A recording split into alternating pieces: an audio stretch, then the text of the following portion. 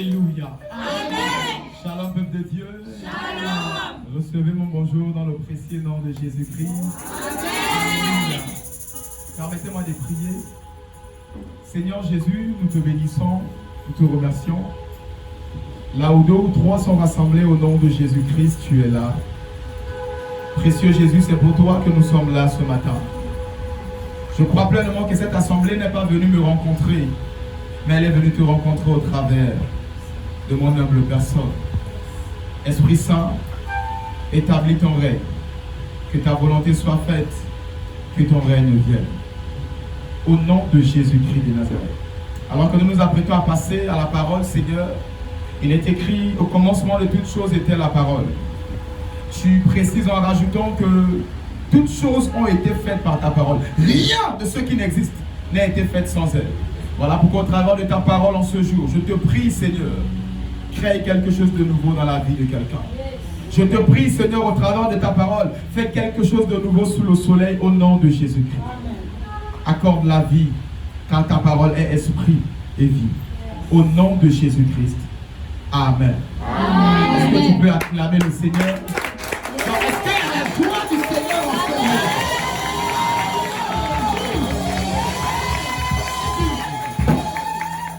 Alléluia. Est-ce que tu peux saluer ton voisin, ta voisine? Tu es au bon endroit. Tu es au bon endroit. Que Dieu te bénisse. Tu es beau, tu es belle. Sois béni. Bonjour. Que la paix soit avec toi.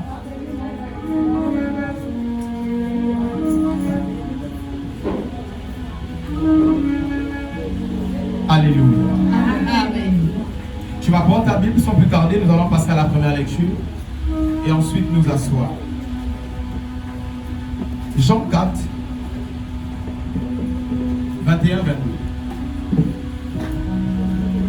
Jean 4, 21, 22. Jean chapitre 4, verset 20, je vais lire. Verset 21 à 22, exactement. Jean chapitre 4, 21, 22. Je lis la parole de Dieu dans Jean 4, versets 21 à 22. Femme, lui dit Jésus, crois-moi, l'heure vient où ce ne sera ni sur cette montagne, ni à Jérusalem que vous adorerez le Père. Vous adorez ce que vous ne connaissez pas. Nous adorons ce que nous connaissons, car le salut vient des Juifs. Alléluia. Amen. Que la parole de Dieu soit bénie. Je te prie de t'asseoir en la présence de Dieu. Acclame la parole de Dieu, s'il te plaît. Amen.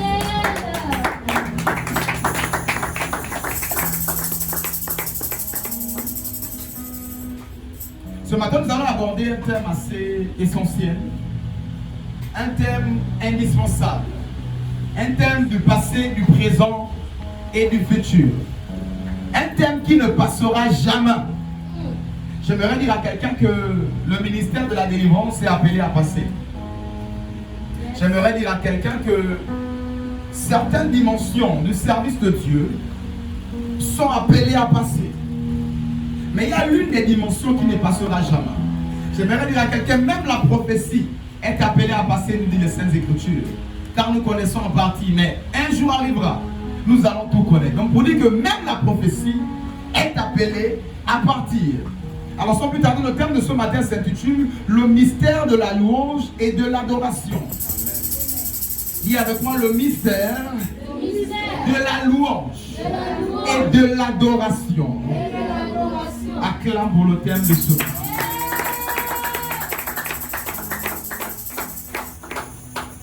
Je le disais en introduction, toutes ces choses sont appelées à passer. Mais l'adoration ne passera jamais. La louange à Dieu ne passera jamais. J'ai traduit en disant, la Bible dans Ésaïe chapitre 6 au verset 3 par là. C'est Ésaïe qui parle en disant, il décrit les séraphins au verset 2. Il dit les séraphins ont 6 ailes. Ils ont des ailes au dos, au visage, parce qu'ils ne peuvent pas voir la gloire de Dieu. Et ils ont des ailes aux pieds. Et au verset 3, il dit que les séraphins éternellement crient, Saint, Saint, Saint est l'Éternel des armées. Éternellement, ils adorent l'Éternel.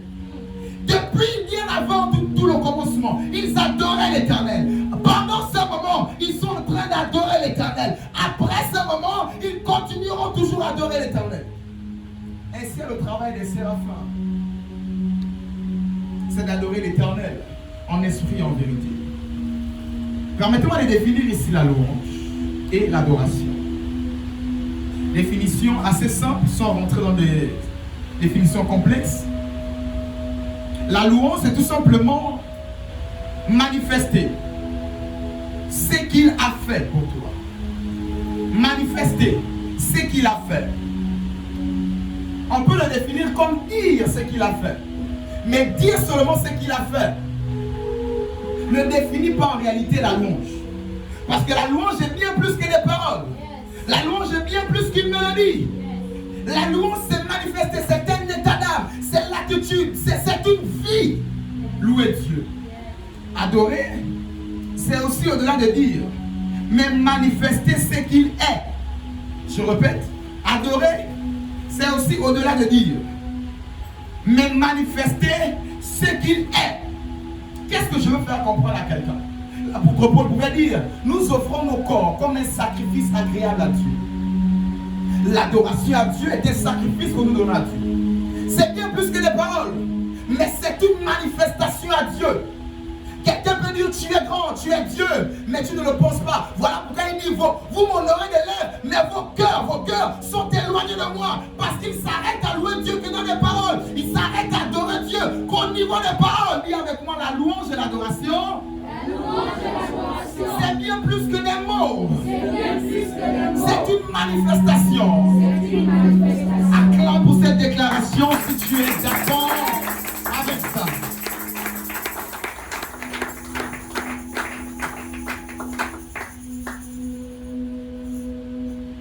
Ainsi, ma prière pour quelqu'un ce matin est qu'au-delà des mots, au-delà des sensations, parce que j'aimerais dire à quelqu'un, l'adoration est bien plus qu'une sensation. On peut suivre un film Hollywood ou Novelas et avoir des sensations. L'adoration est bien plus que des sensations. La louange est bien plus qu'un show, qu'un groove, que des mouvements. D'ailleurs, permettez-moi de préciser, la louange ce n'est pas le 7 et l'adoration ce n'est pas le 16 bits ou le 8 bits. Pour ceux qui ne sont pas de la musique ne comprendront pas. Mais juste dire à quelqu'un que la louange ce n'est pas seulement ce qui est dans le son. Et l'adoration ce n'est pas seulement ce qui est un peu doux. C'est bien plus que cela. Je prie qu'à partir de ce matin dans cette maison, qu'il y ait des adorateurs dans cette maison. Je prie qu'à partir de ce jour, qu'il y ait des personnes qui louent l'Éternel. Non seulement des mots, mais en esprit et en vérité. Amen. Vous savez, je vais donner un secret à quelqu'un. Au-delà de la prédication, vous savez, il y a eu l'un des serviteurs de Dieu, pas des moindres. Jésus est sorti de lui. Je parle de David parce qu'on l'a appelé fils de David, descendant de David. Le secret de ce monsieur me fascine. Il était l'écrivain des psaumes, sinon de la plupart, parce qu'après son fils a suivi quelque part, les psalmistes, etc. Mais David était un très grand adorateur de Dieu. David était un très grand loueur de Dieu. Vous savez, le secret de David, c'était louer et adorer l'Éternel. Mon père pouvait nous poser une question en disant, le jour où le diable n'existera pas, certaines églises vont fermer. Je me pose encore cette question et je la déclare encore. Le jour où les sorciers n'existeront plus, il y aura certaines églises qui vont fermer. Mais j'aimerais dire à quelqu'un qu'il y ait des sorciers, qu'il n'y ait pas des sorciers. Aussi longtemps que nous nous adorons notre Dieu, nous allons toujours exister au nom de Jésus. En réalité, si on se réunit un dimanche, c'est pour adorer le roi des rois. Vous savez, plusieurs viennent à l'église d'abord pour le mariage, d'abord pour l'enfantement, d'abord pour ces choses. J'aimerais dire à quelqu'un, ces choses ne sont pas mauvaises. Je répète à quelqu'un, l'argent ce n'est pas un péché. Mais premièrement, lorsque nous venons à l'église, c'est d'abord pour adorer Dieu. Depuis la nuit des temps, nous l'avons vu avec Zacharie. Lorsque nous rentrons derrière le voile, lorsque nous rentrons dans le sanctuaire, lorsque nous rentrons dans la présence de Dieu, premièrement, ce n'est pas d'abord dire Seigneur, je veux, mais c'est d'abord pour adorer. Nous sommes de fois choqués de trouver que pendant l'adoration, il y a d'autres qui ne sont pas concernés. J'ai été élevé des prières où j'étais avec des prophètes. On adorait, ça ne les concernait pas. Et ils attendaient de venir prophétiser. Et ils attendaient que ce côté, l'un même dormait, c'est-à-dire que sur le canapé, l'autre même dormait pendant l'adoration parce que on perd le temps là. On n'a qu'à me désigner, il y a le micro, je vais dire, je vois, je saisis, je cela. Et j'étais choqué. Il y a des gens encore qui n'ont pas compris que l'adoration ne joue pas avec cela. La louange, on ne joue pas avec cela. Si nous sommes une assemblée et que nous ne louons pas et nous n'adorons pas bien Dieu, nous perdons notre temps ici. Voilà pourquoi j'attire l'attention sur le thème de ce matin. Je prie qu'à partir de ce thème, que ta vie puisse connaître un basculement au nom de Jésus-Christ. Que ta vie puisse connaître une transformation à la gloire de Jésus-Christ de Nazareth. Ton amen n'est pas venu jusqu'à moi. Je dis ton amen n'est pas venu jusqu'à le thème de Dieu. Parce que je n'ai pas dit reçois ton mariage. Voilà pourquoi je n'ai pas entendu ton amen. Acclame la parole de Dieu. Si elle te fait du bien ce matin. Alléluia!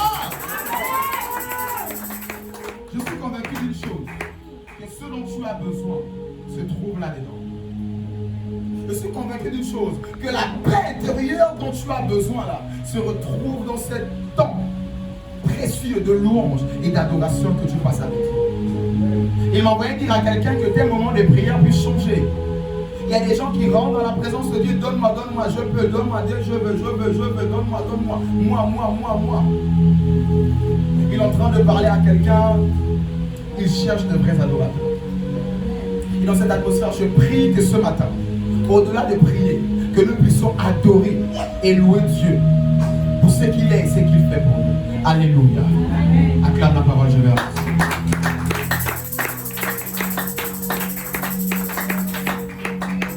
Dans notre texte de base, Jean 4, Jean nous dit que nous avons lu Jean 21. C'est l'histoire de la femme samaritaine. Je l'ai paraphrasé en 2 versets, mais c'est toute une histoire, c'est tout le chapitre. La femme samaritaine, Jésus vient la croiser, il se croise là au puits. Et Jésus dit à la femme samaritaine, le salut vient des Juifs.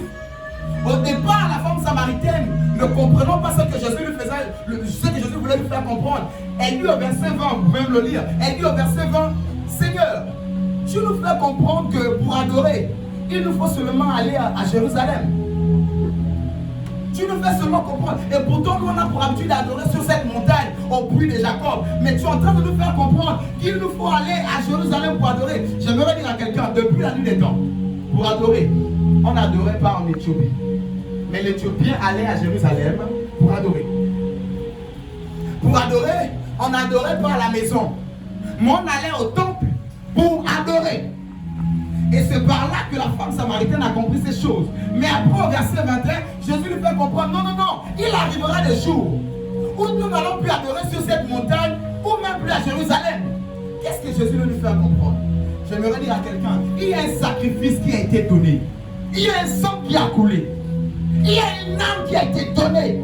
Il y a un corps qui a été donné. Et lorsqu'il avait été cloué, bien aimé, la Bible nous dit que le voile a été déchiré du haut en bas.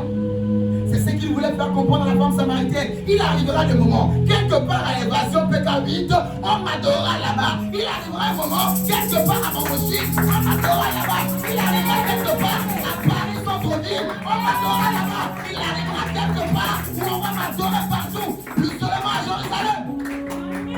Nous avons le privilège d'entrer dans le sang des sangs au travers de Jésus-Christ.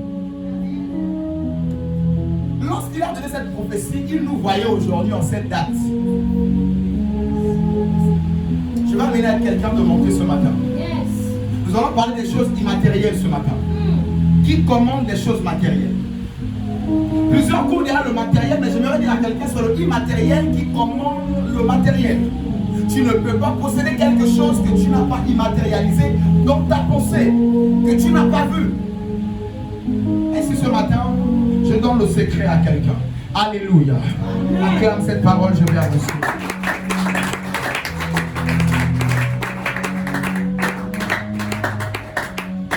Ainsi, Jésus lui faisait comprendre que nous n'allons plus seulement adorer à Jérusalem ou sur la montagne au puits de Jacob, mais nous allons aussi adorer au Gabon.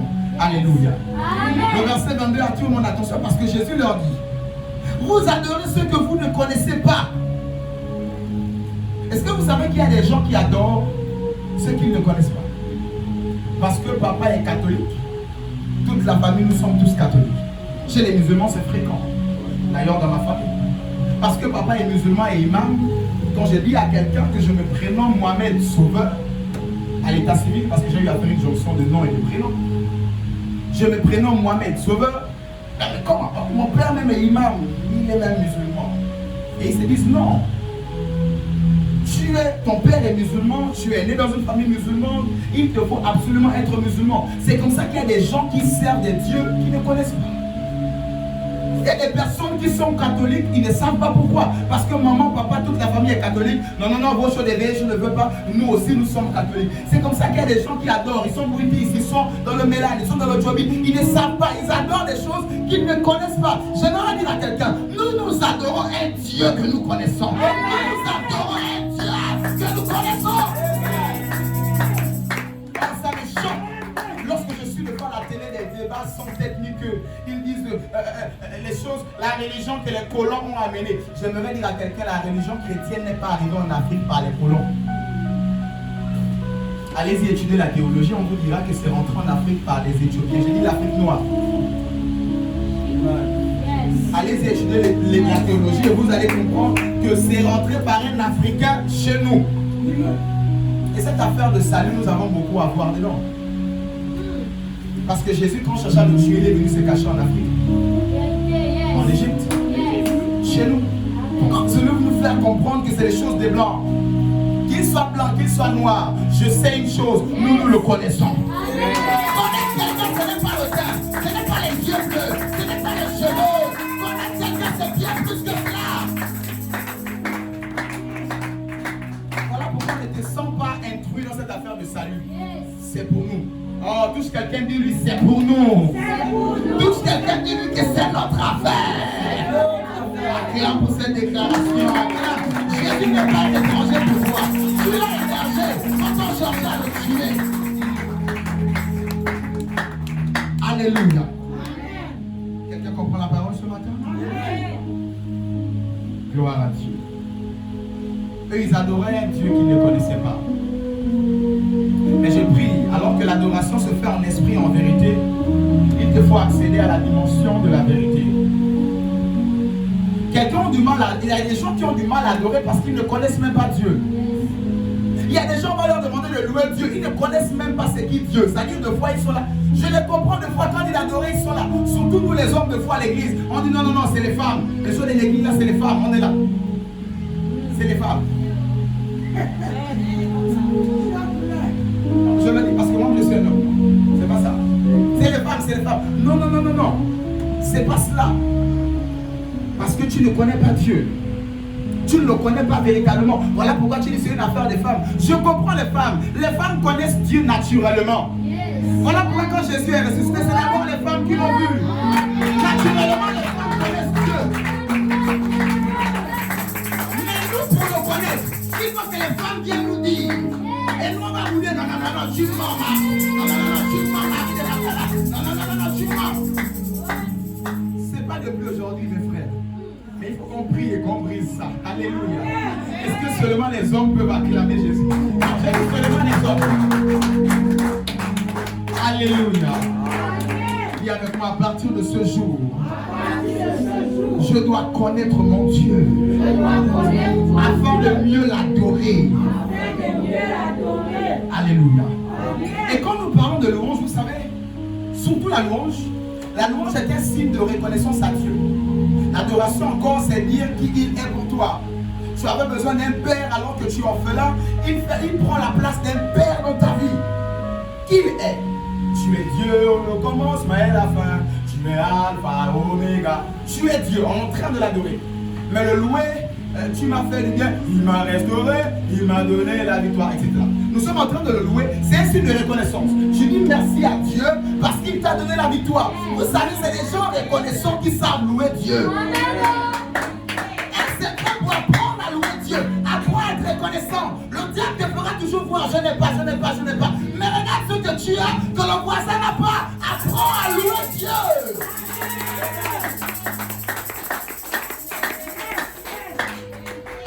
C'est comme ça qu'il y a un groupe de personnes dont un seul est venu louer Dieu sans chanter et sans instrument. Je veux faire comprendre à quelqu'un que la louange est bien plus qu'une mélodie. Je veux faire comprendre à quelqu'un que la louange est bien plus que de la musique. Il guérit, dit c'est un seul revient de louer. Il n'est pas seulement venu dire merci, mais la Bible dit il se prosterne là. Il est venu louer Dieu. Il y a une chose qui touche le cœur de Dieu et qui le pousse toujours à refaire des grandes choses dans ta vie. C'est quand tu le loues. Je répète, il y a une chose qui touche le cœur de Dieu et qui le pousse à te refaire encore du bien. C'est quand tu le loues. Il y a des hypocrites qui louent Dieu que le 25, quand il y a le salaire. Qui louent Dieu que le 5, qui louent Dieu que le 10. Qui louent Dieu que quand le congélateur est plein. Elle rentre, elle balaye la maison, elle balaye la cuisine. Il est merveilleux, le Seigneur. Le congélateur est plein, ça va. Il y a le gaz, tout va bien. Les chaînes sont payées, le riz est payé. Donc elle est là. Il faut apprendre à louer Dieu même quand le face est compliqué. C'est-à-dire, tu lui rappelles, Seigneur, lorsque tu vas me donner, je vais encore te louer comme je te loue là. Lorsque tu loues Dieu, tu es en train de dire à Dieu, continue, n'arrête pas. Non, ne baisse pas la main, ne change pas. Garde comme ça. Lorsque tu continues à le louer, tu es en train de lui dire, Seigneur, continue comme ça. Toi-même, tu dois dire à quelqu'un qui te dit même pas bonjour, car tu vas encore lui donner. Tu vas encore lui donner. La Bible de la nature ne vous enseigne-t-elle pas? Et quand on parle de louange, permettez-moi de dire à quelqu'un qu'il y a des louanges qui sont réservées à des hommes. Acte 5 le dit, les apôtres étaient loués autrement. C'est juste une manière de dire que le peuple était reconnaissant envers eux. Le peuple les élevait hautement. Le peuple les célébrait. Alléluia. Amen. Dis avec moi la louange. La louange. Dis avec moi l'adoration. L'adoration. Acclame cette déclaration.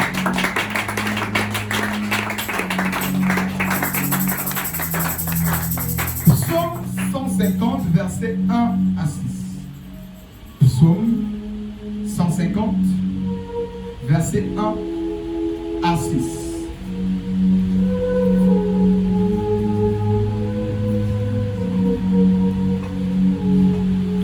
Psaume 150, versets 1 à 6. Louez l'Éternel, louez Dieu dans son sanctuaire, louez-le dans l'étendue où éclate sa puissance. Louez-le pour ses hauts faits, louez-le selon l'immensité de sa grandeur, louez-le au son de la trompette, louez-le avec la lutte et la harpe, louez-le avec les tambourins et avec les danses, louez-le avec les instruments à cordes et le chalumeau, louez-le avec les cymbales sonores, louez-le avec les cymbales retentissantes, que tout ce qui respire loue l'Éternel. Alléluia. David, dans son dernier chapitre, ici, psaume, dans le livre de psaume, psaume 150, verset 1 à 6, c'est tout le chapitre. Nous venons de lire, c'est un petit chapitre. Il est en train de nous dire de louer l'Éternel. Alors, que je viens d'introduire en disant que la louange est bien plus que la musique. Après, ça peut maintenant se suivre. Parce que lorsque tu as d'abord compris la louange comme la musique, tu ne comprendras pas le fond. Bien plus que la musique, c'est-à-dire manifester ce que Dieu a fait pour toi. Maintenant, à ce niveau, qu'est-ce qui se passe? Il dit louer l'Éternel avec le chalumeau. Louer l'Éternel avec les instruments à cordes, la guitare. Même le piano est un instrument à cordes, en réalité. Le piano. Après, il dit louer l'Éternel avec des cymbales. Une cymbale, c'est cela.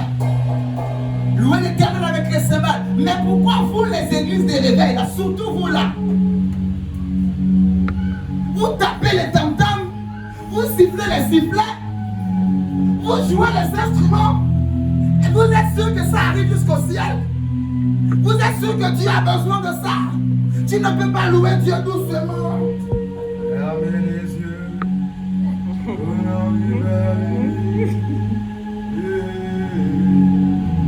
Pourquoi vous nous condamnez?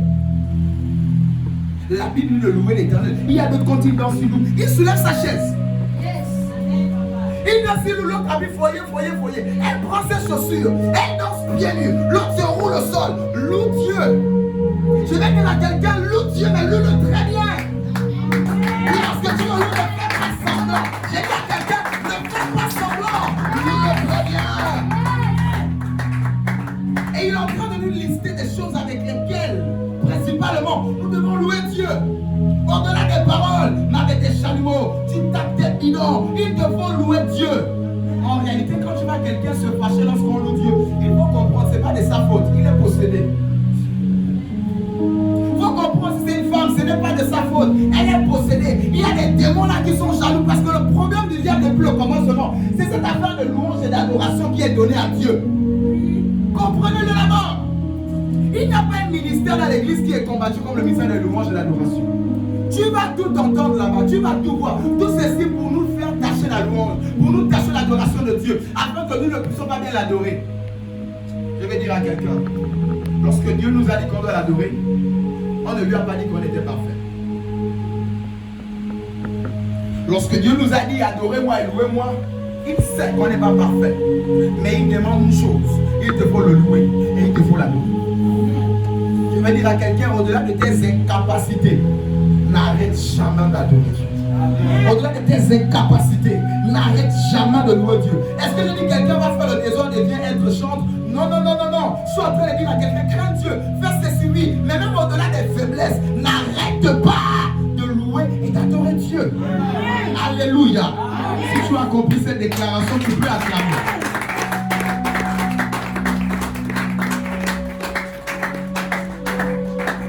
Je prie qu'à partir de cette date, je lève ma main sur cet autel, que tout dans ta vie puisse louer Dieu au nom de Jésus. Que tout ce que tu possèdes puisse louer Dieu au nom de Jésus. Que tout ce que tu es puisse louer Dieu au nom de Jésus-Christ. Moi et ma maison, nous louerons l'Éternel, nous servirons l'Éternel, nous adorons l'Éternel. Vous savez, je l'ai donné cet exemple maintes fois de cette dame à Abidjan que je salue au passage, maman Pauline, chez qui j'étais alors que j'étais encore musulman, qui m'a dit dimanche chez moi personne ne reste à la maison. Que tu es chrétien musulman, il n'y a pas de problème, mais chez moi dimanche tout le monde va à l'église. Toi qui vas à l'église et tu laisses de foi tes frères, tes soeurs à la maison, ils sont chez toi. C'est toi qui payes la maison, c'est toi qui as construit. C'est ta maison. Use du droit que tu as et fais louer tout le monde dans ta maison. Ce n'est que 2 à 3 heures de temps, une fois par semaine, le dimanche. 2 fois en semaine, si tu es là, 2 heures. Donc ça te fait 6 heures ou 7 heures de temps par semaine. Donc 24 heures là, fois 7. Tu donnes seulement 6 ou 7 à Dieu. Qu'est-ce qu'il te demande? Apprends à louer Dieu. Que tout ce que tu es directeur, loue Dieu. Tu es prince, loue Dieu. Tu es secrétaire, loue Dieu. Tu es ménagère, loue Dieu. Tu es institutrice, loue Dieu. J'avais un prof d'anglais, alors que j'étudiais transport et logistique, dans notre formation. Le prof d'anglais, avant de commencer le cours, il nous fait prier. Il a dit, tu veux prier, tu ne veux pas prier. Il commence par la prière au moins 5-10 minutes. Il parle la langue, les rabbins. Je ne sais pas s'il est traducteur dans son église ou pas. Mais avant de commencer le cours d'anglais, il parle la langue, il prie, il met les formes. Tu ne peux pas te lever, ça te regarde, mais lui, il met d'abord Dieu dedans. Je veux dire à quelqu'un que même dans ton travail, loue Jésus. Dans tout ce que tu fais, loue le Seigneur. Qu'il ait sa part de gloire dedans. Remarquons nos amis de l'autre côté du monde qui ont baptisé avec le diable. Dans tout ce qu'ils font, tu vas demander l'iPhone, il va te faire des tric-trac pour l'iPhone là. Tu veux qu'il cotise ça, tu veux qu'il te donne un don. Tu vas te rendre compte que quelque part là, il y a une louange inconsciente que tu es en train de donner à son Dieu. Je vais dire à quelqu'un, à chaque fois que tu as l'opportunité, impose la louange à ton Dieu. À chaque fois que tu as l'autorité, le mandat, n'impose pas ton droit, mais impose le droit de Dieu. J'aimerais dire à quelqu'un, Dieu ne cherche pas un dirigeant. Je parle ici à des personnes qui sont appelées au ministère, qui sont appelées à gouverner, qui sont appelées des leaders. Dieu en réalité ne cherche pas des leaders. Je vais dire encore mieux, Dieu ne cherche pas des dirigeants, parce qu'il est le meilleur dirigeant. Mais il cherche quelqu'un par qui il peut diriger. Il ne cherche pas les dirigeants, il cherche quelqu'un par qui lui, il peut venir pour diriger.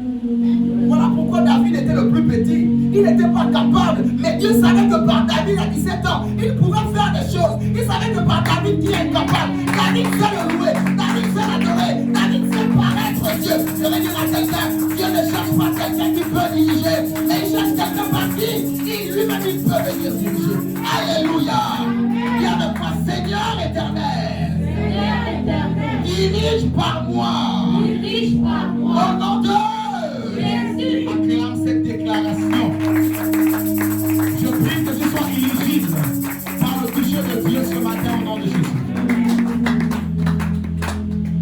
Plusieurs se trompent. Plusieurs se trompent. Il y a des pays où Dieu ne cherche pas un président. Il cherche quelqu'un qui lui fera de lui un président. Il y a des pays comme ça. Que quand un roi passe ou un président passe, s'il ne fait pas de Dieu président, il sera éjecté. Alors je suis en train de dire à quelqu'un ici que tu sois un instrument par lequel Dieu pourra passer afin de diriger. Ainsi l'un des secrets, apprends à le louer et à l'adorer. C'est un signe de reconnaissance, c'est un signe d'allégeance et de dépendance à Dieu. Quelqu'un qui ne sait plus louer, sache-le, c'est un orgueilleux. Quelqu'un qui ne sait plus adorer, sache-le, il compte sur ses propres capacités. Mais j'aimerais dire à quelqu'un, je puis tout par celui qui me fortifie. Pas par nos propres capacités. Il y a des gens qui ne font que t'adonner. C'est parce qu'ils ne savent pas louer, adorer Dieu. Ils ne savent pas apprendre à dépendre de Dieu. Et avec moi à partir de ce jour, Saint-Esprit, apprends-moi à t'adorer. Apprends-moi à te louer. Mes capacités me viennent de toi. Aide-moi, Saint-Esprit. Au nom de Jésus. Amen. Tu fais bien acclamer.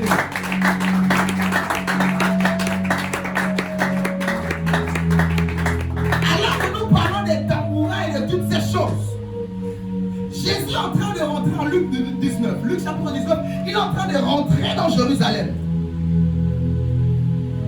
Un peu comme certains voisins des églises. Nous avons le cas ici de l'église du Seigneur. Il dit, mais Jésus, pourquoi tes disciples font autant de bruit? Ils sont en train de taper des choses, de crier. La fête qu'on appelle la fête des rameaux. C'est les catholiques qui respectent plus ça. Ils sont en train de crier, ils sont en train de danser, ils sont. Pourquoi ils font autant de bruit? Jésus les arrête. Vous les dirigeants là. Je vous assure, si ces gens-là arrêtent de crier, vous serez dépassés. Parce que les pierres même vont acclamer. Les pierres auront les mains, les pierres auront les bouches et les cailloux vont commencer à adorer. Que tous ceux qui respirent louent l'Éternel. Je pouvais écouter un témoignage que quand les oiseaux font que à 5 heures là, ils sont en train de louer Dieu. Je pouvais écouter un témoignage par une de mes cousines qui m'expliquait, je ne sais pas où elle a pris le témoignage, mais celle qui m'a donné ce témoignage, que des fois quand tu entends les enfants pleurer, les enfants ne parlent pas. Ils sont en train de célébrer Dieu. Des fois tu vas entendre les enfants nia. Non, les enfants, ils ne sont pas en train de faire du bruit. C'est leur manière de communiquer. Et des fois par ce sens, ils sont en train de louer Dieu. Que tous ceux qui respirent louent l'Éternel. Même les arbres louent l'Éternel. Les vallées louent l'Éternel. Les montagnes louent l'Éternel. Je prie que tout dans ta vie puisse louer l'Éternel. Que ton argent puisse louer l'Éternel. Que ton travail puisse louer l'Éternel. Que ton foyer puisse louer l'Éternel. Que tes études, que ta carrière, que ta diplôme, que ta vie puisse louer l'Éternel.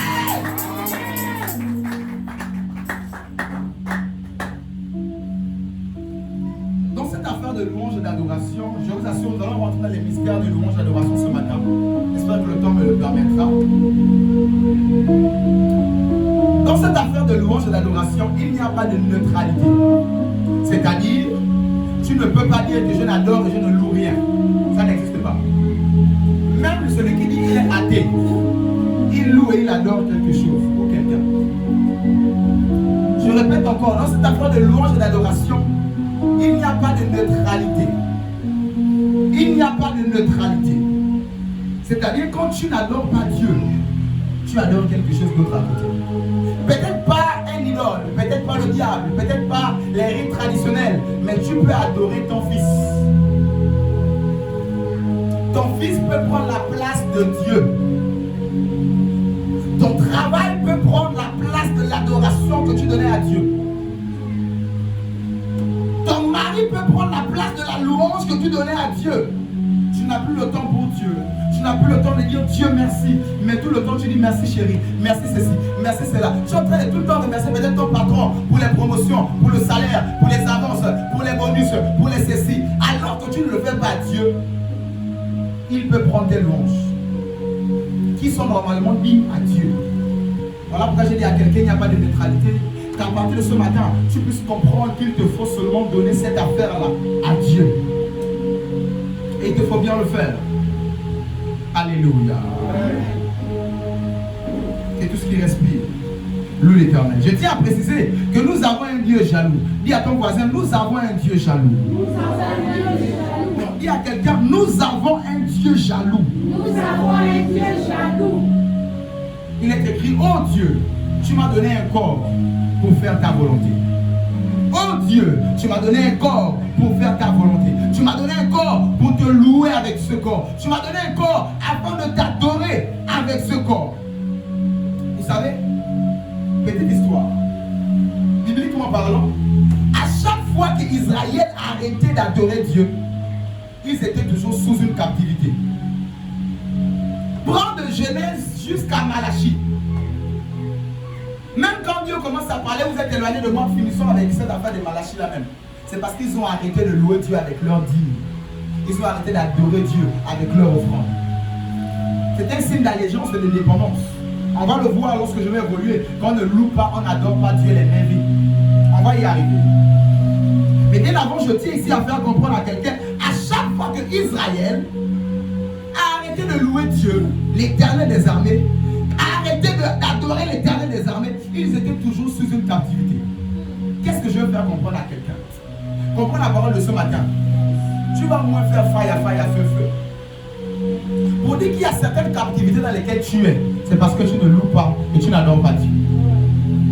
Il y a certaines captivités sous lesquelles tu es, c'est parce que tu as arrêté de donner à Dieu la louange et l'adoration qui lui est due. Et après, il t'a livré entre les mains des Madianites, il t'a livré entre les mains des Amalécites, il t'a livré entre les mains des Égyptiens, il t'a livré lui-même. Parce que tu as arrêté de le louer et tu as arrêté de l'adorer. Dans ce genre de délivrance, on ne sort pas en détruisant les autels. Dans ce genre de captivité, on ne sort pas en faisant autre chose. On va le voir bibliquement parlant. Mais il te faut revenir à ton premier amour. Dans ce genre de captivité, on sort de là. C'est là où il dit, reviens à ton premier amour. Reprends à adorer Dieu. Oh, j'ai connu des gens qui adoraient l'Éternel quand ils étaient jeunes. Qui servaient l'Éternel, qui le louaient. Mais plus ils grandissent, ils ont l'impression que ça, c'est les choses des enfants. Moi maintenant je suis devenu prédicateur, adorer Dieu, c'est pour les autres là, vous êtes encore au début. Non, je vous assure, quand tu vois un pasteur ou un leader de l'église qui joue avec la louange et l'adoration, je vous assure, il n'est pas grand dans le monde des esprits. Je répète, quand tu vois un moment de Dieu jouer avec la louange et l'adoration, il n'est pas grand dans le monde des esprits. Il a eu des choses avec lesquelles, moi je n'aime pas blaguer, c'est cette affaire. Je peux commencer dans ma chambre et puis j'ai terminé au carreau. Je peux commencer quelque part dans le salon en train de manger et après j'ai terminé à crier dans ma chambre. En train de le louer et de lui dire, je vous assure une chose qui flatte Dieu, c'est cela.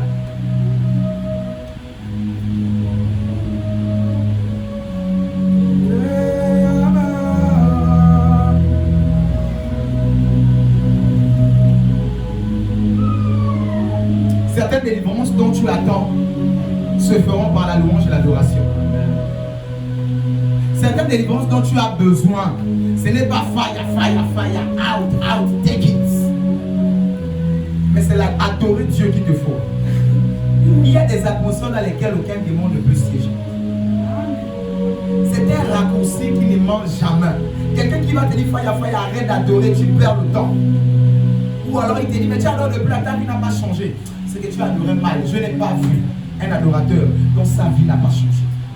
Tu veux passer par le haut et les bas, un peu comme Job, par des ceci, par des cela. Il n'y a pas quelqu'un qui a loué Dieu dans les persécutions, un peu comme ce monsieur Job. Je m'abstiens de maudire Dieu. Il a maudit le jour de sa naissance. Mais il ne faisait que louer Dieu. Des fois, il ne comprenait même pas. Mais il louait l'Éternel.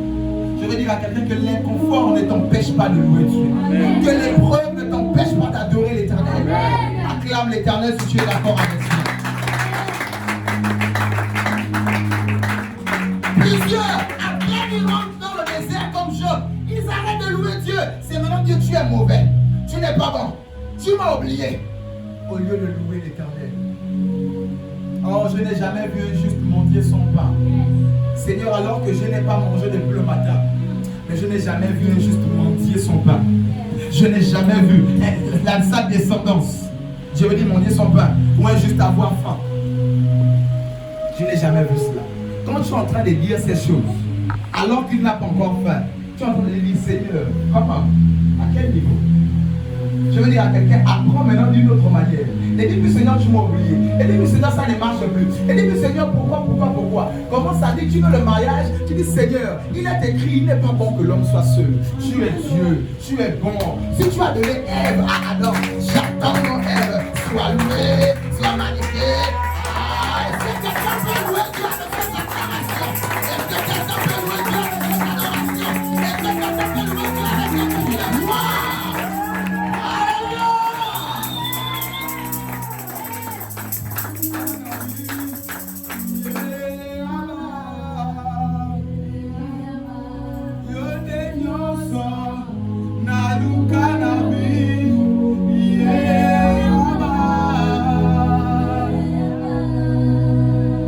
Quelqu'un est amoureux de la louange et de l'adoration à Dieu. Est-ce que tu peux acclamer l'Éternel? Arrêtez de sourire. Est-ce que tu peux acclamer Jésus? Alléluia! Regarde cette atmosphère. Comment? Merci Seigneur pour ta fidélité. Donc en conclusion, je disais à quelqu'un, certaines délivrances, ma fille, c'est de faire la louange et l'adoration. Tu le loues. Oh, j'aime une femme dans la Bible qui me fascine tout le temps. Elle s'appelle Anne. Elle louait Dieu malgré que depuis l'enfant n'est pas venu. Elle continue à venir à l'église et donner ses offrandes. Lorsque les Juifs donnaient l'offrande, c'est pour louer et adorer Dieu. Et c'est après qu'elle pouvait pleurer et dire, souviens-toi de moi. Mais c'est après. D'abord c'est pour louer. Donc ça dit qu'elle n'a pas arrêté de louer Dieu. Elle n'a pas arrêté de faire ce sacrifice d'adoration. Malgré que l'enfant n'est pas venu. Je suis en train de parler à quelqu'un qui attend un enfant. Je suis en train de parler à quelqu'un qui attend une bénédiction. L'enfant qui représente aussi une bénédiction. Ah, n'arrête pas de louer Dieu. C'est-à-dire que l'enfant là même sur le dernier de tes soucis. Loue Dieu. Quand tu le loues, c'est là où il se met en action. Quand tu le loues, Dieu est en train de se dégondir les jambes. Et il dit, je suis en train d'arriver pour régler ce problème. Ce matin, je veux qu'au-delà de la prière, mais que nous puissions adorer l'Éternel. Que nous puissions le louer dans une autre dimension à la gloire de Jésus. Amen. Amen. Acte 16. À partir du verset 23.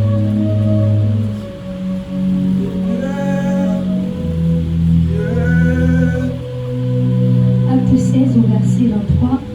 Après qu'on leur ait eu chargé de coups, ils les jetèrent en prison en recommandant au geôlier de les garder sûrement. Le géolien ayant reçu cet ordre, les jeta dans la prison intérieure et leur mit des cèpes aux pieds. Vers le milieu de la nuit, Paul et Silas priaient et chantaient les louanges de Dieu, et les prisonniers les entendaient. Tout à coup, il se fit un grand tremblement de terre, en sorte que les fondements de la prison furent ébranlés. Au même instant, toutes les portes s'ouvrirent et les mains de tous les prisonniers furent rompues. Alléluia. On va s'arrêter à ce niveau. Le verset 26, donc 23 à 26. Luc, acte 16, verset 23 à 26. C'est ce que nous venons de lire. Acte 16, 23 à 26. Dans cette histoire, on nous parle ici de Pierre et Silas, si je ne me trompe pas. Paul et Silas, merci beaucoup. On nous parle de Paul et Silas qui sont en prison. On les arrête à cause de l'évangile. On les bat ici avec des verges. On les met en prison. En prison, j'ai aimé leur attitude. Ils se sont mis à louer Dieu dans une position inconfortable. Enchaîner les mains enchaînées, je veux dire, les pieds enchaînés. Et dans la prison intérieure, il y a la prison et il y a la prison intérieure. Parce que quand vous lisez la Bible, vous ne prenez pas la peine d'aller faire des recherches et de vous poser des questions. Il y a la prison et il y a la prison intérieure. La prison intérieure était réservée aux grands bandits. Je ne sais pas si vous avez suivi les films anciens là, des esclaves, on les met dans le noir, dedans.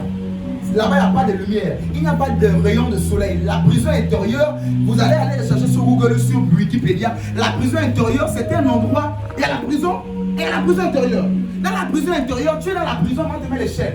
Dans la prison, tu es en prison, mais sans chaînes. La prison intérieure, tu as les chaînes comme eux, les avaient les chaînes aux mains, aux pieds. Et dans une prison, et tout est sombre. Dans la prison intérieure, j'ai aimé leur attitude. La prison intérieure est une situation de foi inconfortable. Devant une situation des liens de réclamation, devant une situation de prison, devant une situation de ténèbres, tu ne vois rien. Dans ta vie, tout est comme sombre, tu ne comprends rien. À un moment, un carrefour de ta vie, tu te demandes même, Seigneur, pourquoi même j'existe? Qu'est-ce qui m'arrive? Je suis en train d'aller où dans ma vie? Je suis dans la prison intérieure. Maintenant, je vais parler à quelqu'un. Tu es dans la prison intérieure, tu ne comprends rien au niveau de ta vie. Au niveau de ton foyer peut-être, ou encore au niveau de ta santé. Un moment de ta vie, tu es quelque part dans une prison intérieure dans les ténèbres. Et comme je l'ai dit tout à l'heure, j'ai aimé l'attitude de Paul et Silas. En prison, ils se sont mis à adorer Dieu. Ils se sont mis à louer l'Éternel. Ils ont prié, mais ils n'ont pas seulement prié. Ils ont loué Dieu. Je vais dire à quelqu'un dans la situation où tu es comme dans une prison intérieure. Ce matin, nous allons louer Dieu comme ça. Dans la situation où tu es comme dans une prison intérieure, tu ne vois rien, tu es dans les ténèbres. Tu es dans une prison. Et dans la prison, quand tu as encore les liens de réclamation, les chaînes, les ceci, les cela, tu ne comprends rien. Il y a certaines délivrances, ce n'est pas take it out, so fire. Mais c'est tout simplement louer l'Éternel. Et si tu n'as pas ce discernement, tu passeras par la cure d'âme et délivrance, ton cas reste toujours le même. Parce qu'il te faut restituer la louange à Dieu. Et j'ai aimé leur attitude. La Bible dit, ils ont loué. Non seulement en cachette dans la prison intérieure, mais même ceux qui étaient dans la prison extérieure les entendaient. La Bible dit quoi? Tous les prisonniers les entendaient. Des fois, tu loues Dieu en cachette. Qu'est-ce que je veux comprendre à quelqu'un? Si tu loues Dieu, que ta famille puisse savoir que tu loues Dieu. Si tu loues Dieu, que ton voisin puisse savoir que ceux-là, ils louent Dieu. Est-ce que j'ai dit à quelqu'un d'aller faire une maison sonore, mettre pépélé, lundi matin, ou samedi, à 23h, les gens dorment? Non. Je suis en train de faire comprendre au-delà de l'écho des paroles et des chants que tu aimes, mais qu'ils puissent savoir que dans cette maison, nous louons l'Éternel. Qu'ils puissent savoir que dans ta vie, c'est là-bas, tous nos soeurs, nos frères, vendredi, on va se laver, on va à Bambochine, on va faire les bains, l'encens, les torches indigènes, etc. Celle-là, il ne faut même pas oser l'appeler, elle ne viendra pas. Parce que nous savons qu'elle est l'Éternel. Est-ce que les membres de ta famille savent que toi tu loues Dieu? Est-ce que tes parents savent que tu loues Dieu? Est-ce que même ton mari sait que toi tu loues Dieu? Tu as un comportement de païen à la maison. Est-ce que ta femme même sait que tu loues Dieu? Tu as un comportement de païen à la maison. Pour que la louange puisse avoir plus d'impact, il faut que même tes collègues savent que toi tu loues Dieu. Tu es en train de dresser, tu es en train de chanter. Tu es en train de faire ton ménage alors que tu es dame de ménage, je ne sais pas quoi. Tu es en train de servir Dieu. Tu es dans ton bureau, tu es en train de mimer tes chansons là et tout ça. Tu es en train de louer Dieu. Tu es en train de parler. Il faut cela. C'est pas le match vu que j'ai demandé à quelqu'un d'aller faire. Mais j'ai dit, il faut que les gens qui sont dans les prisons à los alentours puissent savoir qu'il y a des loueurs de l'Éternel, il y a des adorateurs de l'Éternel. Il y a quelque chose que tu n'as presque pas fait attention dans ce texte, que Dieu m'a révélé ce matin. Je vais le lire pour toi. Le verset 25 à la dernière phrase, il dit, les prisonniers les entendaient. Verset 25, la dernière phrase, et les prisonniers les entendaient. Verset 26, la dernière phrase nous dit, et les liens de tous les prisonniers furent rompus. Qu'est-ce que je vais faire comprendre à quelqu'un? C'est tous ceux qui ont compris les louanges qui ont été libérés.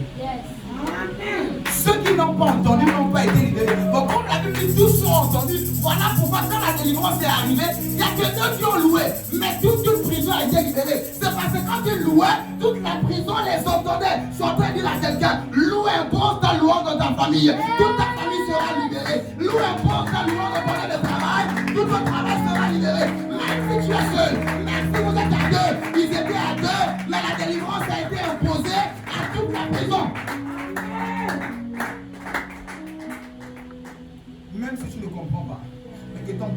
sache que tu loues l'Éternel.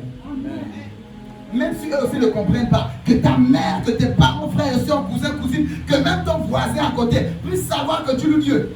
Moi, je ne sais pas si c'est toujours d'actualité, mais nous, les chrétiens d'avant, là, avant, au début, on cache la Bible dans le sac. Il ne faut pas qu'on sache que tu vas à l'église.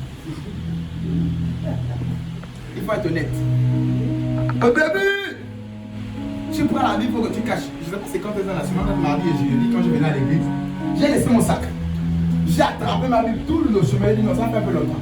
Je laisse mon sac à la Bible. J'ai attrapé ma Bible tout le chemin. J'ai pris mon taxi. Je suis arrivé dans le taxi. Et je suis aujourd'hui, il n'y a pas de protocole. Laisse ma Bible. Moi, j'attrape ma Bible. Je viens à l'église. Alléluia. Ici, je vais faire comprendre à quelqu'un. Les gens qui savent que tu es Dieu seraient impactés ce matin par la délivrance que tu auras au nom de Jésus. Amen. Ils seraient impactés ce matin par la délivrance que tu auras au nom de Jésus.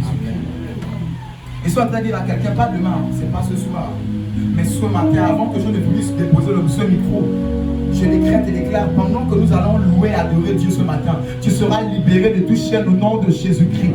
Je lève ma main sur l'autel de Dieu, je décrète et déclare, tu seras libéré au nom de Jésus. Au nom de Jésus. Les situations inconfortables dans lesquelles tu étais, la prison intérieure où tu étais confus, tu ne vois rien, même si tu ouvres les yeux, il n'y a que le noir. Tu verras clair ce matin au nom de Jésus-Christ. Je suis en train de dire à quelqu'un, tu verras clair au nom de Jésus-Christ. J'ai dit, tu verras clair au nom de Jésus. Celui qui donne le meilleur amen, ça tombe sur lui ce matin au nom de Jésus. Celui qui donne un amen, ça lui, ça fait peut-être, ça tombe sur lui au nom de Jésus.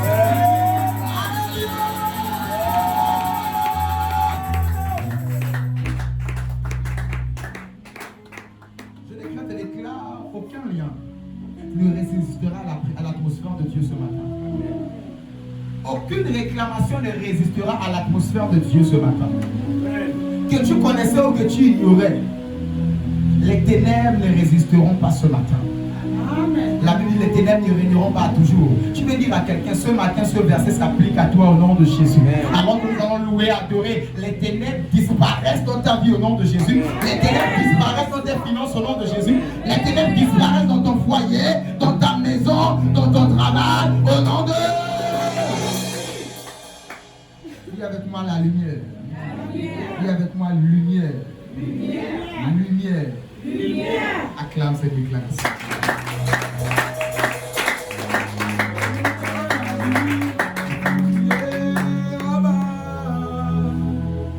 Merci Seigneur. Deux ont adoré et toute une famille a été impactée. Peut-être aujourd'hui tu es le seul adoré dans ta famille, mais je suis en train de te dire encore un peu de temps. Toute ta famille sera affectée par ton adoration. Je suis venu ce matin marquer comme une saison après ce culte dans la vie de quelqu'un concernant la louange et l'adoration, mandaté par Dieu, loin par lui ce matin, et te dire qu'il y aura une après ce moment dans ta vie au nom de Jésus. Amen. Tu étais peut-être quelque part élevé, mais tu monteras encore des crans dans cette saison, dans la louange et l'adoration à Dieu au nom de Jésus. Tu adorais certainement seul, ou toi et ta soeur, mais toute ta famille loueront ton Dieu au nom de Jésus. Amen. Tes proches vont louer Dieu au nom de Jésus. Tes amis vont louer ton Dieu au nom de Jésus. Pour cela, il te faut d'abord ne plus avoir honte et de le louer publiquement. Tu vas où je vais à l'église. Pas j'ai un rendez-vous le soir. Alors que le soir, tu es à l'église. Même si c'est un milieu professionnel. Des fois, je fais des entretiens à UGB, j'ai culte le soir. Oh, pasteur a culte, ah, excuse-moi. Oh, pasteur, on ne peut pas se voir rendez-vous à 14h. J'ai dit, j'ai culte le soir, je ne peux pas. Ah, d'accord. Alléluia. Qu'ils sachent. Et c'est ceux qui sauront. C'est vers eux que Dieu va t'élever. C'est vers eux que Dieu va te bénir. Et au milieu d'eux, ils seront aussi libérés parce que Dieu va te libérer au nom de Jésus. Amen. Vous savez, vous pouvez être tous dans des liens, mais vous n'êtes pas pareils. Vous pouvez être tous en prison, mais vous n'êtes pas pareils en prison. Vous pouvez tous avoir les liens, mais vous n'êtes pas tous pareils. Encore un peu de temps. Je suis venu ce matin, je décrète et déclare ta libération au nom de Jésus-Christ. Je suis venu ce matin, je décrète et déclare ta libération au nom de Jésus. De tout lien héréditaire au nom de Jésus. De toute réclamation au nom de Jésus. De toute ténèbre au nom de Jésus. Il y a des points délivrants. Acclame pour ça.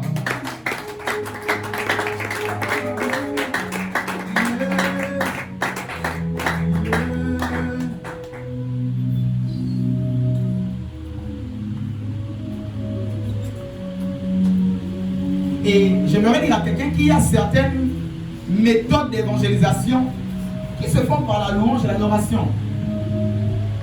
C'est-à-dire, le geôlier en question a été sauvé au départ à cause de louange et l'adoration. Si Pierre et Paul et Silas n'avaient pas loué et adoré, le geôlier ne devait pas être sauvé. Alors que c'est le geôlier qui les a frappés, c'est le geôlier qui les a mis en prison, c'est le geôlier qui les a attachés.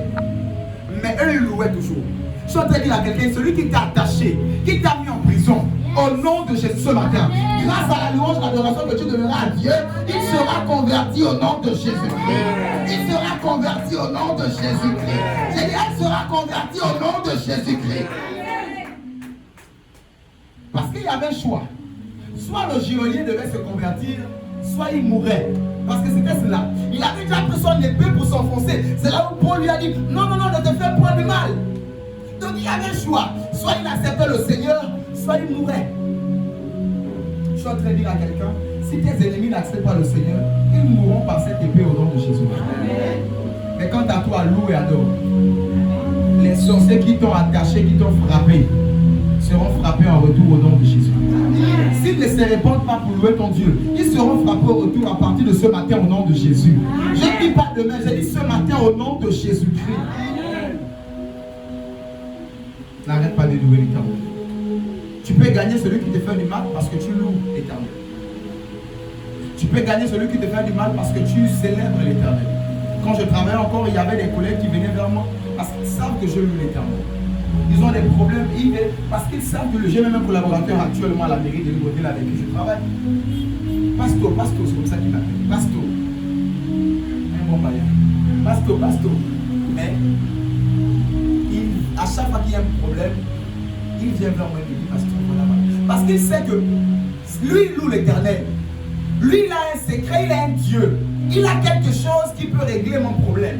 Il va parler de sa personne qui peut se régler le problème de ma mère. Qui dort, mais c'est nu.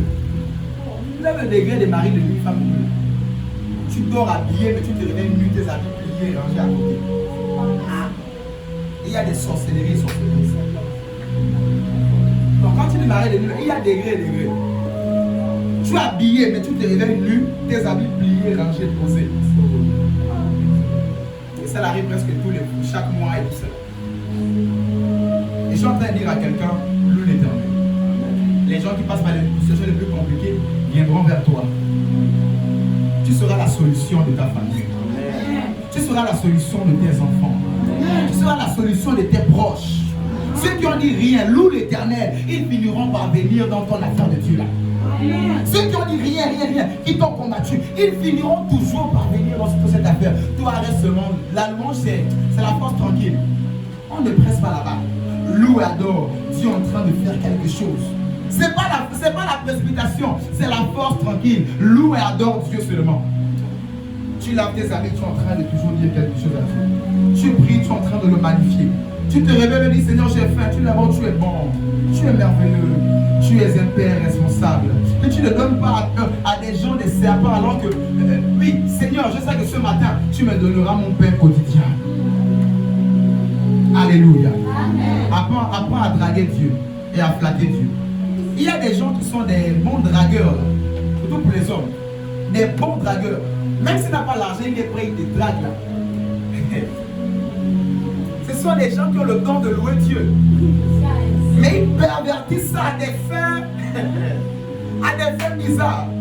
C'est comme ça que mon père spirituel disait ça à son petit frère.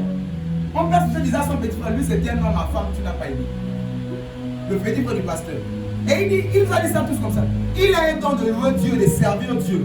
Mais draguer là, au lieu de draguer Dieu, tu es contre ceci. Il ne travaille pas, il n'a rien. Mais le grand frère m'est dépassé. C'est ce que fait l'enfant.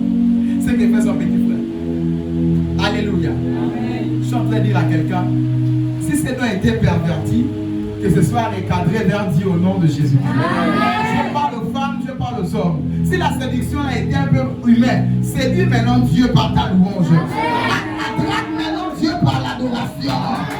Alléluia.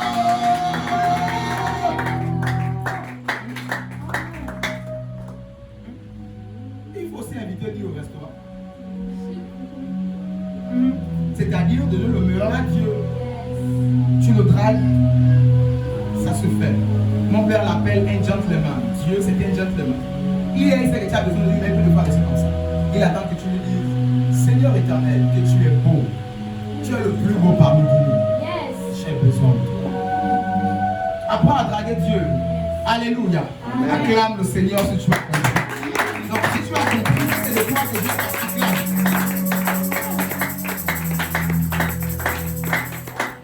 On va lire de manière simultanée deux textes, alors que le temps est en train d'avancer. Luc 2, 15, 17. Matthieu 2, 11. Luc 2, 15, 17. Matthieu 2, 11. Lisez-moi les deux textes de manière simultanée. Luc 2, 15, 17. Matthieu 2, 11. Luc 2, 15, 17. Matthieu 2, 11. Luc 2, versets 15 à 17. Lorsque les anges les eurent quittés pour retourner au ciel, les bergers se dirent les uns aux autres, allons jusqu'à Bethléem et voyons ce qui est arrivé, ce que le Seigneur nous a fait connaître. Ils y allèrent en hâte et trouvèrent Marie et Joseph et le petit enfant couché dans la fraîche. Après l'avoir vu, ils racontèrent ce qui leur avait été dit au sujet du petit enfant. Ah, amen. Amen. Deuxième texte. Matthieu 2, verset 11. Ils entrèrent dans la maison, virent le petit enfant avec Marie sa mère, se prosternèrent et l'adorèrent. Alléluia. Reprends juste le verset 17 de Luc 2. Se prosternèrent et adorèrent. Les mages sont allés et ils se sont prosternés et ils ont adoré Dieu. Qu'est-ce qu'ont fait les bergers? Luc 2 au verset 17. Après les avoir vus, ils racontèrent ce qui leur avait été dit au sujet de ce petit enfant. Alors, Jésus doit naître. Un ange apparaît aux bergers de Bethléem. Dis avec moi, les bergers de Bethléem. Les bergers de Bethléem. Ils sont quelque part en train de paître les brebis. Un ange les apparaît et leur dit, le Seigneur, le Sauveur, le Messie naîtra ce soir. Rapprochez-vous de telle zone, etc. Et l'ange est parti. Les bergers de Bethléem se sont levés et ils sont allés au lieu indiqué. Qu'est-ce qu'ils ont fait? Ils ont bavardé. Ils ont raconté. Au lieu de venir adorer le maître, ils sont venus quoi? Bavarder. Où je vais en venir? Deux fois on peut venir au culte et on bavarde. Alors que notre but premier est d'abord de venir adorer Dieu.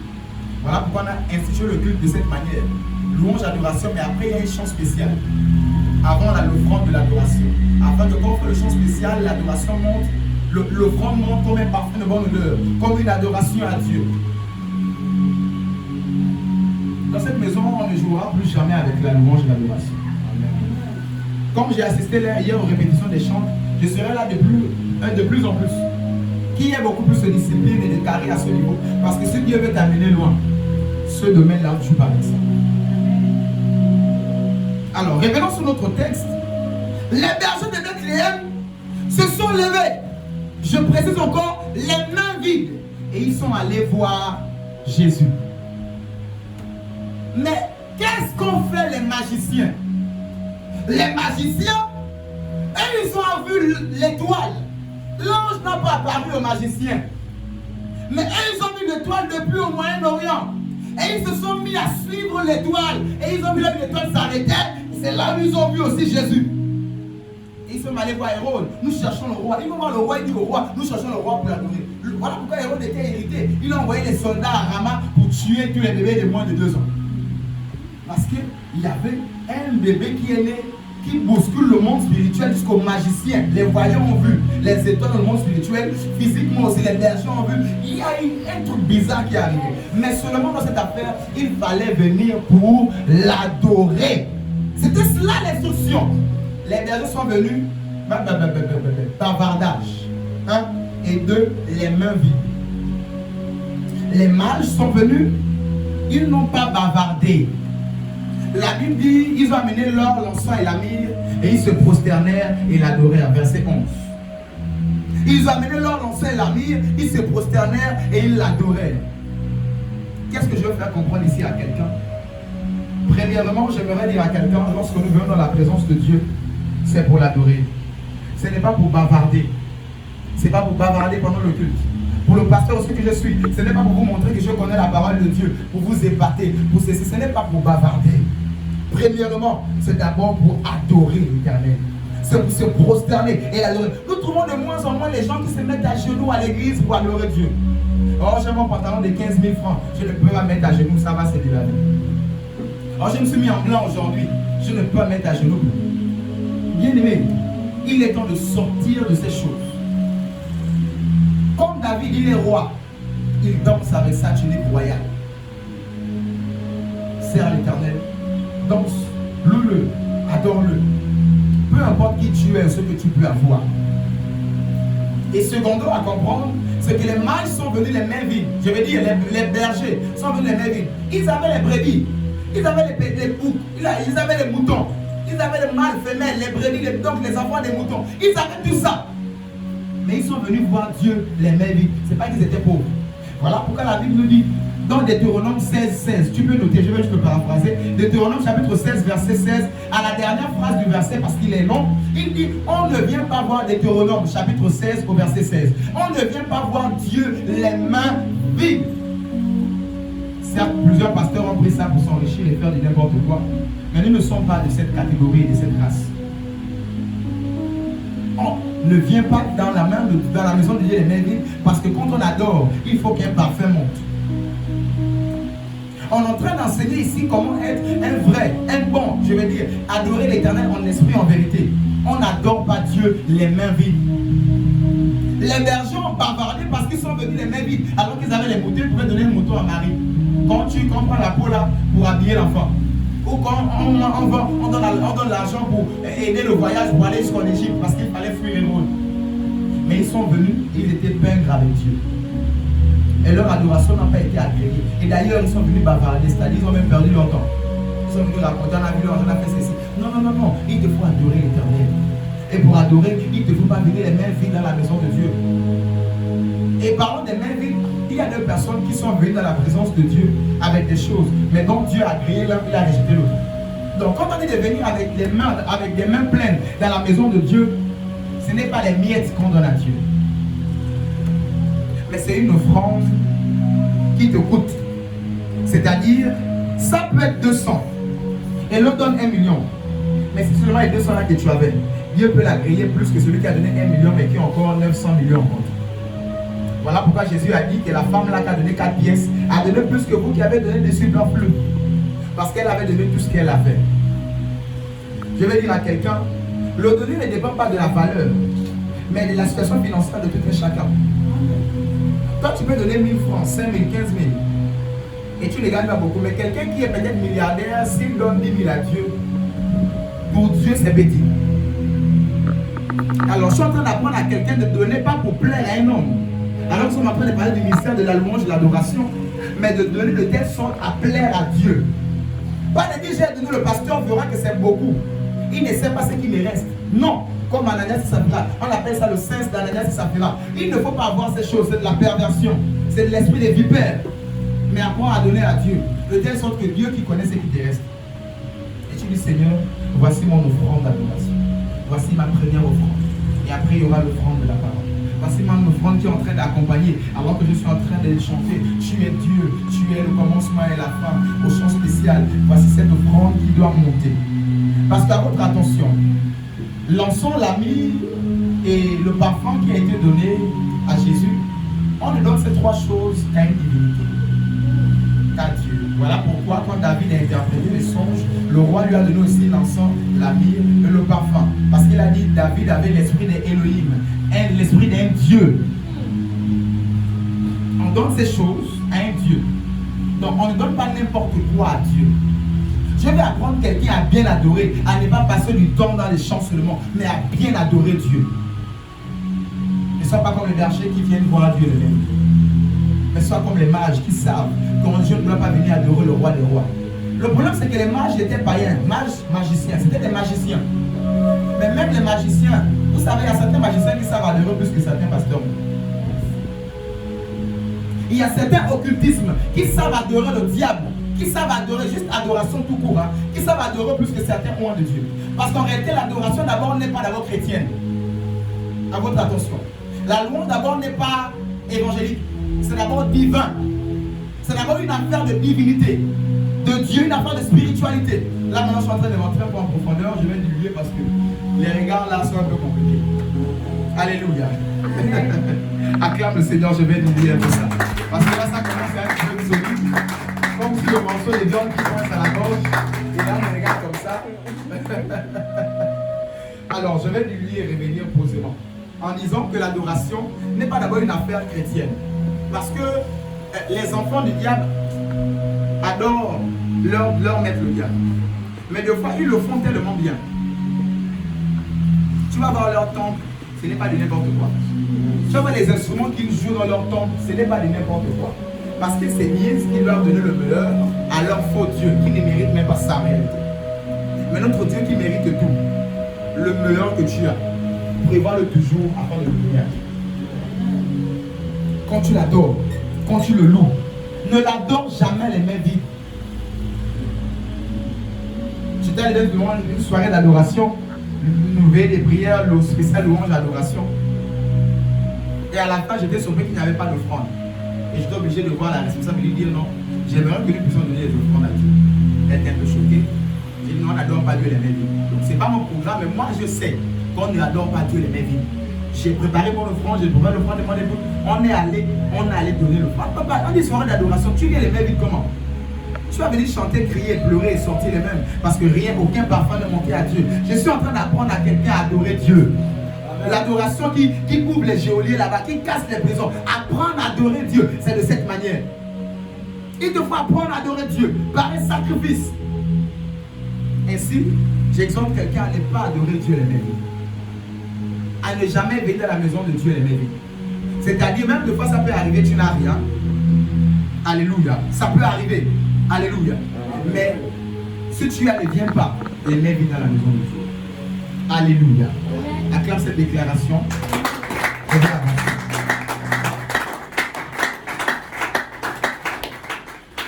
C'est comme ça que dans Genèse 22,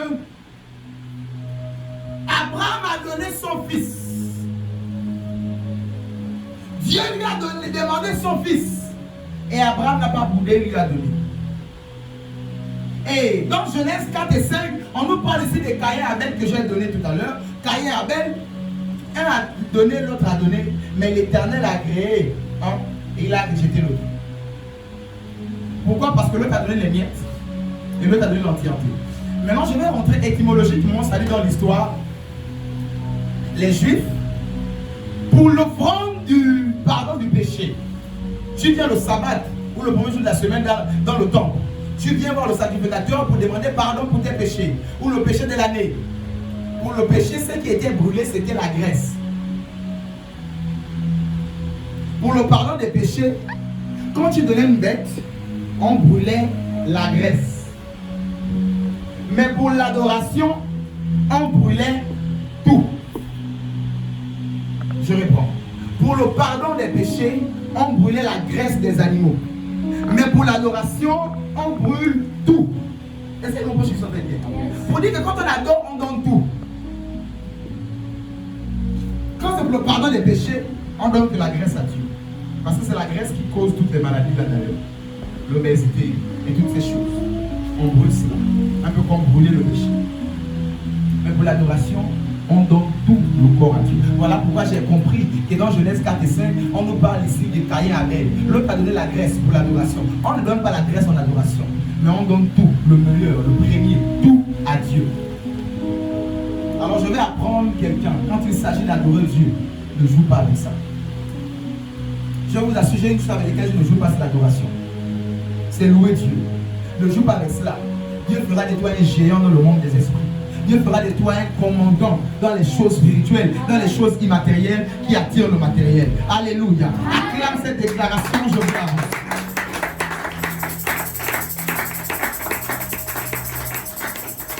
Dans ce qu'il s'agit de l'adoration, Dieu va toujours te demander le meilleur. Garde à toi. Laisse toujours le Seigneur le meilleur le premier dans ton cœur. Parce que dans le cœur d'Abraham, Isaac avait pris la place de Dieu. Abraham ne montait plus tellement à Morija. Il jouait maintenant beaucoup plus avec Isaac. Isaac prenait la louange d'Abraham. Isaac prenait ce qui était précieux à Abraham, à qui appartenait à Dieu. Et remarquez ce que Dieu fait. Dieu a demandé Isaac. Si quelque chose prend le trône de ton cœur, Dieu va te le demander en sacrifice pour l'adoration. Si quelque chose est assis sur le trône de ton cœur et ce n'est pas Dieu, c'est ton mari, c'est ton enfant, c'est ton travail, c'est ton argent, c'est ta carrière, je ne sais pas, qui est assis sur le trône de ton cœur, si ce n'est pas Dieu, sache que Dieu va le prendre. Donc garde à toi, laisse toujours Dieu sur le trône. Laisse toujours Dieu sur le trône de ton cœur. Sinon il finira par prendre ce qui a pris sa place. Il finira par te demander ce qui a pris sa place. C'est quand Abraham a levé le couteau que l'Éternel lui a dit, ne touche pas les faits pour du mal à cet enfant. Parce que quand il avait levé le couteau, l'enfant était parti. L'enfant était parti pour Abraham, l'enfant était déjà mort. Il a tué son enfant. Et après l'Éternel a retrouvé sa place. Et il s'est répandu. L'Éternel m'a dit, j'ai vu maintenant que tu m'aimes plus que ton fils. J'ai vu maintenant que je coûte maintenant à tes yeux. Je suis en train de dire à quelqu'un, dans l'adoration, l'Éternel te demandera des choses compliquées. Mais apprends à donner. Au-delà de s'aimer pour une prophétie, au-delà de s'aimer pour une parole, au-delà de s'aimer pour toutes ces choses, quand il s'agit de l'adoration, fais attention avec cela. Ça bouge le monde des esprits en ta faveur. Alléluia.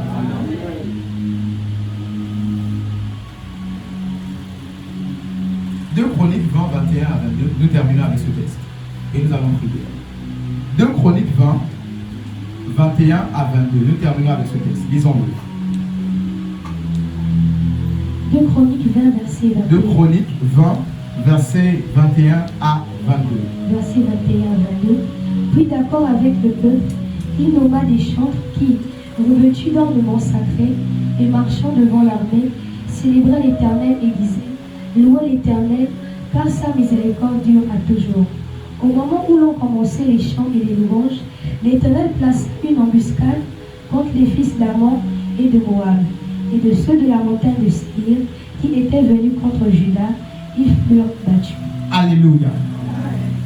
Pour ceux qui n'ont pas bien suivi la lecture de Chroniques 20, tout le chapitre, nous parle ici d'Israël qui est en train d'être attaqué par les Moabites et les Ammonites.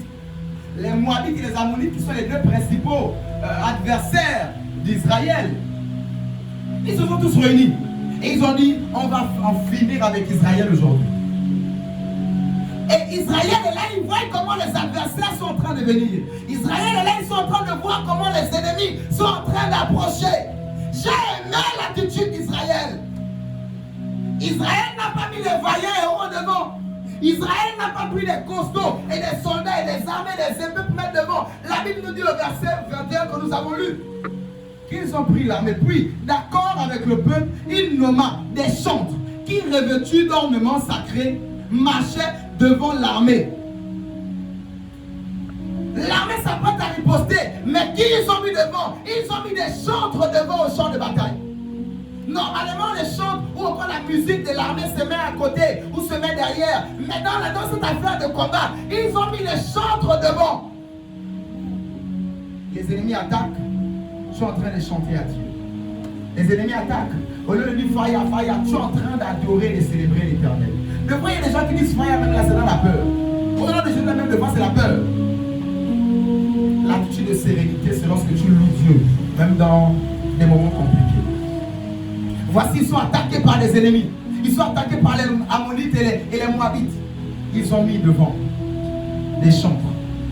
Et la Bible nous dit, les Ammonites et les Moabites avançaient, mais ils furent battus. Ils furent confondus. Ils furent battus. Quand on continue la lecture, la Bible dit qu'ils se sont tués entre eux-mêmes. Ils se sont confondus. Ils se sont tués quoi? Entre eux-mêmes. Donc lorsqu'on va continuer la lecture, qu'est-ce que je veux faire comprendre ici à quelqu'un? C'est que lorsque tu loues et tu adores, il y a une confusion dans le camp de l'ennemi. Quand tu loues et tu adores l'Éternel, quand tu chantes des cantiques nouveaux à Dieu, il y a le chaos dans le camp de l'ennemi. C'est ainsi que je décrète et déclare ce matin, alors que tu loueras et tu adoreras ce matin, au nom de Jésus-Christ, je décrète et déclare le chaos dans le camp de l'ennemi. Je décrète et déclare la confusion dans le camp de tes adversaires. Je décrète et déclare que tout ce qui veut te voir tomber, Que leur langue soit confondue au nom de Jésus. Qu'ils soient confondus au nom de Jésus. Qu'elles soient confondues au nom de... Au nom de... Acclame cette déclaration ce matin.